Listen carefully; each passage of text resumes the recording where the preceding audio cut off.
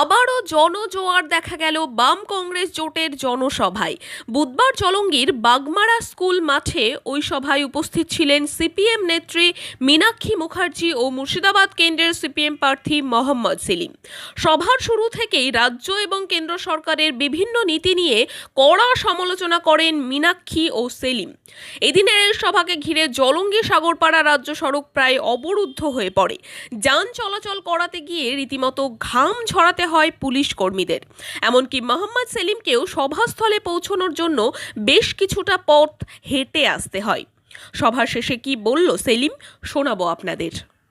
আমি ডোমকলেও বলেছি, যারা বলছে এই নির্বাচনের প্রতিযোগিতা কার সঙ্গে, আমি বলেছি জলঙ্গি, ডোমকল আর রানীগঞ্জের মধ্যে প্রতিযোগিতা, কে বেশি লিড দেবে। আজকে এখানে দাঁড়িয়ে ইউনূস সরকার জিজ্ঞেস করলো যে ডোমকলকে কি আমরা ছাপিয়ে গেছি আজকে এখানে। আমি বললাম জমায়েতে নয়, ভোটও দেখব যে ডোমকল, জলঙ্গি, রানীনগর এবং ভগবানগোলা চারটের মধ্যে সবচেয়ে বেশি কে লিড দেবে, এটাই কম্পিটিশন।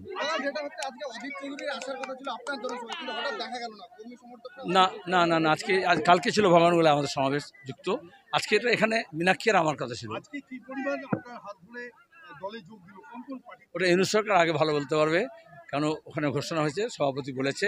কিন্তু প্রতিদিন যারা বিজেপির সমর্থক, যারা তৃণমূলের সমর্থক, তারা এই কংগ্রেস এবং বাম জোটকে সমর্থন করে এগিয়ে আসছেন। প্রত্যেকটা গ্রামে তাই হচ্ছে।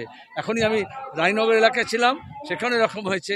পঞ্চায়েত ভোটে যারা আমাদের বিরোধিতা করেছে এখন দাঁড়িয়ে বলছে আপনার সঙ্গে আছি। সে আবার করতে গেলে এখানে ছিল না সে।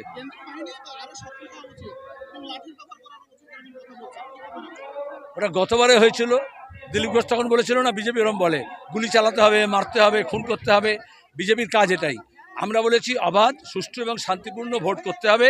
আর কেন্দ্র বাহিনী যাতে জেলা পুলিশ আর থানার পুলিশের নিয়ন্ত্রণে না থাকে, তাদের নিজেদের দেখতে হবে। যেখানে যেখানে ভোট করতে দেয়নি, যেখানে যেখানে ভোট লুট হয়েছিল, যেখানে এখনও ভয় দেখাচ্ছে, মস্তানি করছে, সেখানে কেন্দ্র বাহিনীকে গিয়ে সেই মানুষগুলোর সঙ্গে কথা বলতে হবে এবং তাদেরকে তাদের আত্মবিশ্বাস বাড়াতে হবে, যাতে ভোটের দিনে তারা সুষ্ঠুভাবে ভোট দিতে পারে।